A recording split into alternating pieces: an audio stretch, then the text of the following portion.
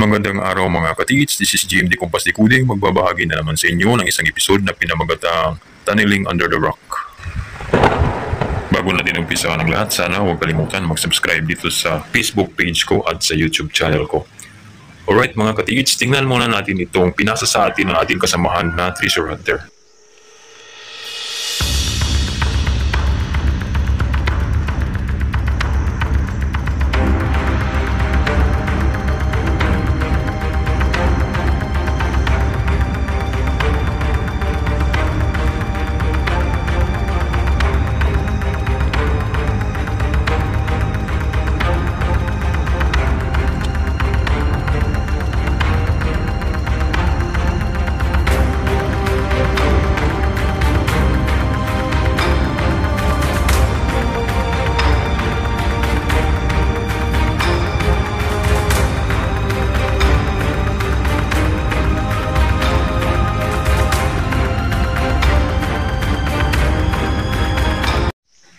Okay, ngayon mga katiits, basahin natin ang pinasa ng ating kasamahan na Treasure Hunter.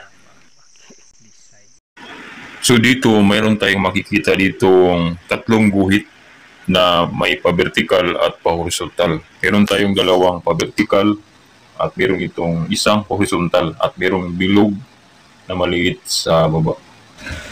Itong dalawang engraved line, vertical, maaaring nagpapahiwatig ito ng direction at saka dimension. At itong horizontal naman na nakaukit, maaaring ito ay nagpapahiwatig ng topsoil. At meron itong engraved hole sa baba na nagpapahiwatig na isang spot under o spot sa ilalim.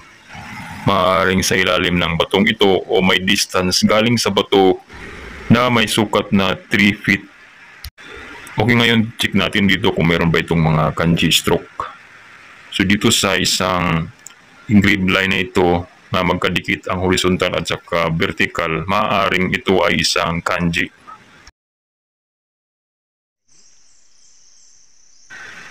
So yan, makikita natin dito ang kanyang abstract stroke na kanji. Maaaring nagpapahiwatig ito ng enter sign. Since na meron itong bilog sa baba, maaaring ang direksyon ng spot ay dito banda. Ngayon check natin ang possible direction ng northing nito. Since na mayroon itong curve sa ibabaw, maaaring ito ay nasa west side direction. At nagpapahiwatig din ito ng centering dahil sa guhit na ito. Para ma-confirm po natin na ito ay legit marker, Madam Sir, i-check po natin ang mga katabing mga bato nito kung ano ang mga nakaukit o mga additional na mga markings na makikita natin o mga coordinate marker. At sa ngayon, marami na rin marunong magbasa at mag-reading ng mga markings at signs and symbol.